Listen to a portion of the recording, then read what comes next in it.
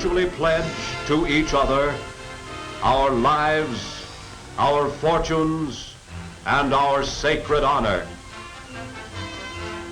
To each other.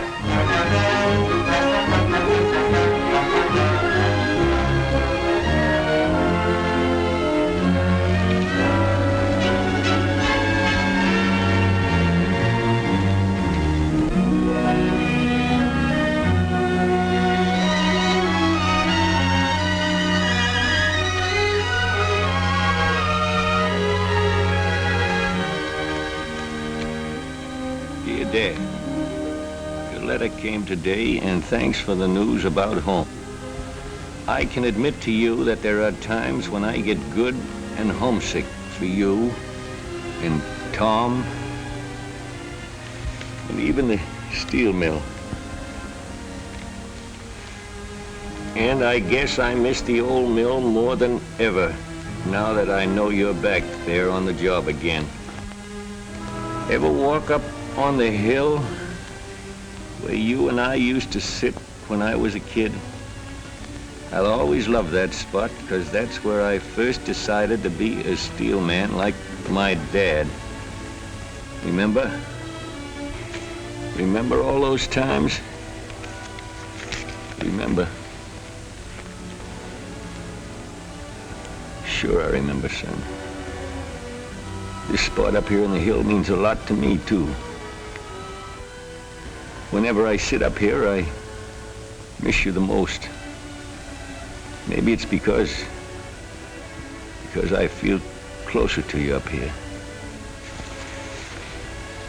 I came up here the day you first went off to war. That day, I was sad. I came up here the day I heard of you winning that medal. That day I was proud.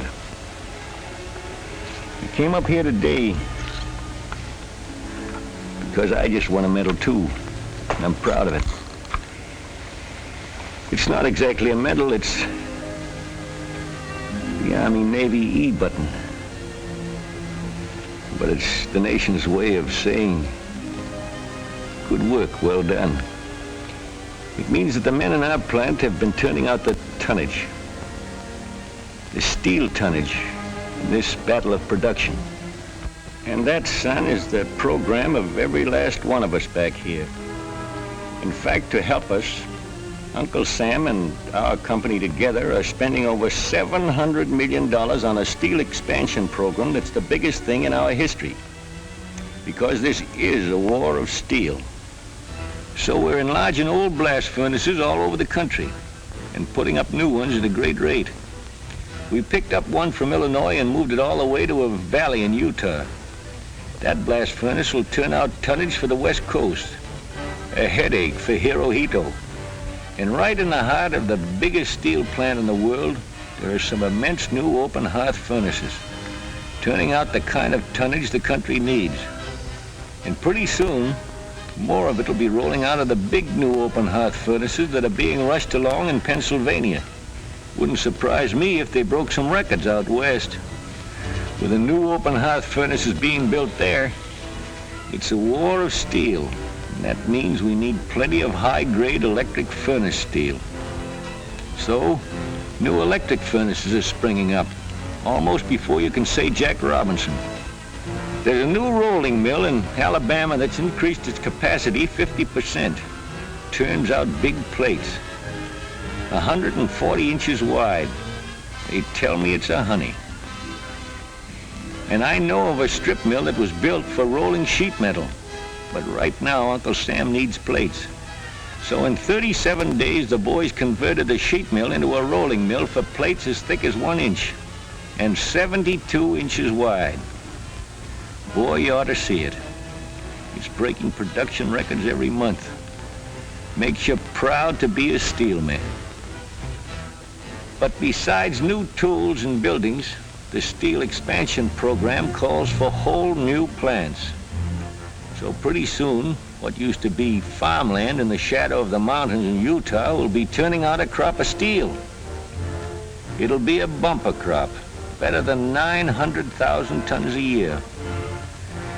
This will be the biggest steel mill west of the Mississippi. And we've built another new mill in California to take big 30-foot billets and roll them 3 strands at a time. Roll them into long, thin, red-hot steel rods, miles of them. That's no aid and comfort for the enemy, huh?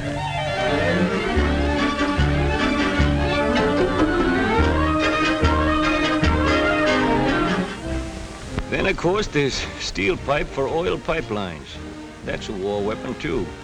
They call that pipeline Big Inch. It's made in a plant in Ohio, and the only mill in America that can turn out such quantities of seamless pipe that big. We gotta make steel, yes. And we gotta shape it, too. Form it into the weapons of war.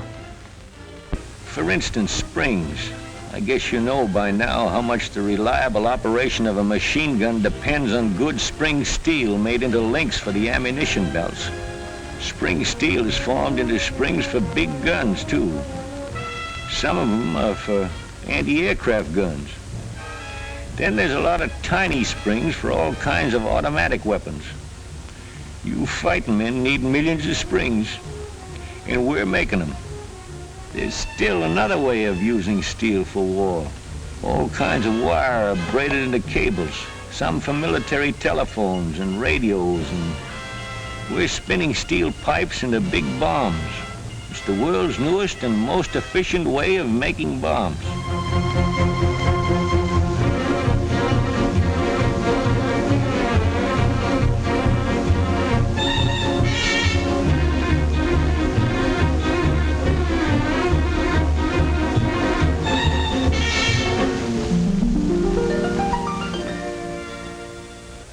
Remember when I used to tell you that steel was a man's game? But in this war, women have joined the ranks of the steel makers. You should see them at work in quite a few of the plants and mills around the country. There's a plant in Pennsylvania that used to be a sheet mill, but now its job is cutting and shaping the extra tough protective armor that's needed. Women in that plant are getting so they're really skillful in their jobs, helping to turn out armor for American tanks.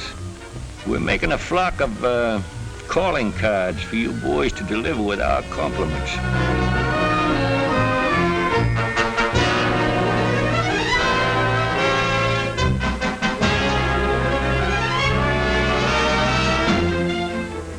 You'll be glad to know we're building invasion ships. The invasion ships are built in big prefabricated sections. I'd hate to be a Jap when a fleet of our invasion ships is coming in, loaded with tanks.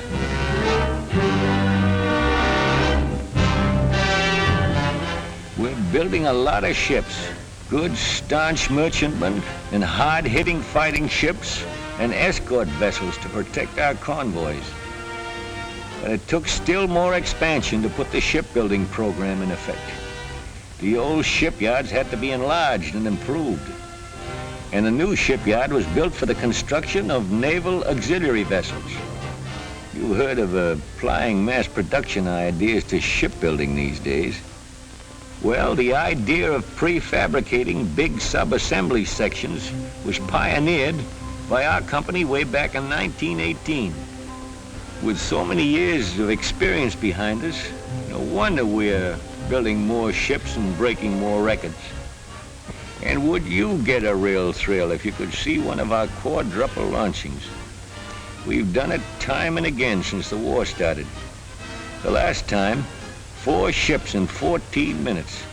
That's really rolling out the tonnage.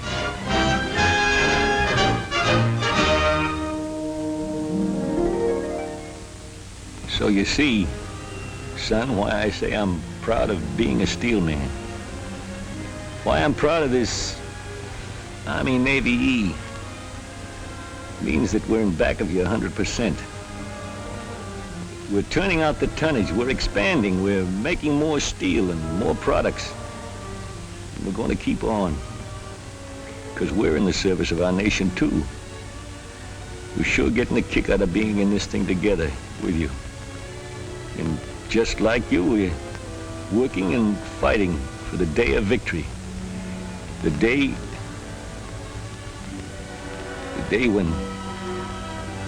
when you'll be coming home.